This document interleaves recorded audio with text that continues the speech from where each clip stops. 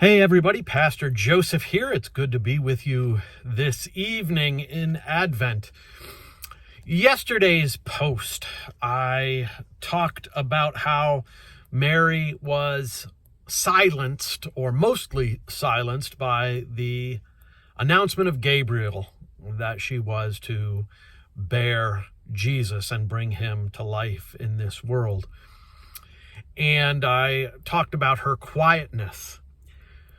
And as I was thinking about what I would share with you today, I realized that's only part of her personality. That's only half of it. The other half is when Mary goes to Elizabeth and the two of them greet one another, Elizabeth being pregnant with John the Baptist and Mary being pregnant with Jesus.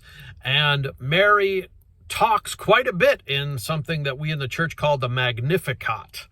And the Magnificat, rather than being about what you might think, primarily content-wise, about her giving birth to the baby, it's much more political and much more radical than I think we would like to think. It really pushes against our prejudices and our biases.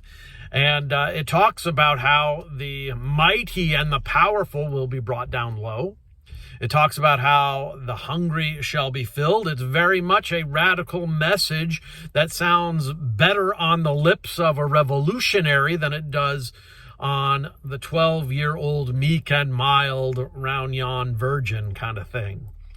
And both parts have to be in balance. Both parts belong.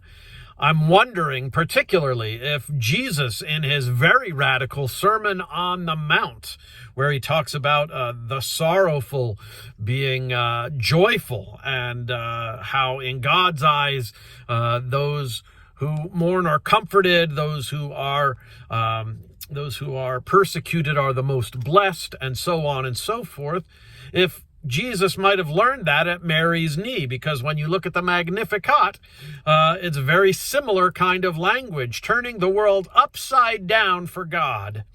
And instead of a quiet Mary, meek and mild, as I said, this time of year we're see everywhere these meek and mild images of Mary. Maybe she's got a little more spice and vinegar in her than we've thought. And I encourage you to read up on some parts of that Christmas story. Read up on the Magnificat. I encourage you to look at the Sermon on the Mount. Read some of the Old Testament prophets, and you'll see that there's a lot of language in there, a lot of talking.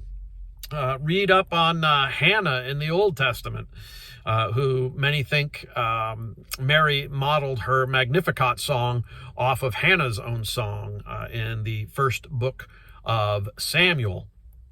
So yesterday we talked about the quietness of Mary. Today I want to put a good word in for the bold preaching of Mary. And I'll talk to you in a future Spirit Lift about the content of that language a little bit more, the content of the Magnificat in a little bit. All right, I hope you're doing well. I'm out running some errands tonight. It's a cold night, a dark night in Advent, and I miss you all and love you all. Take care of yourselves. Bye.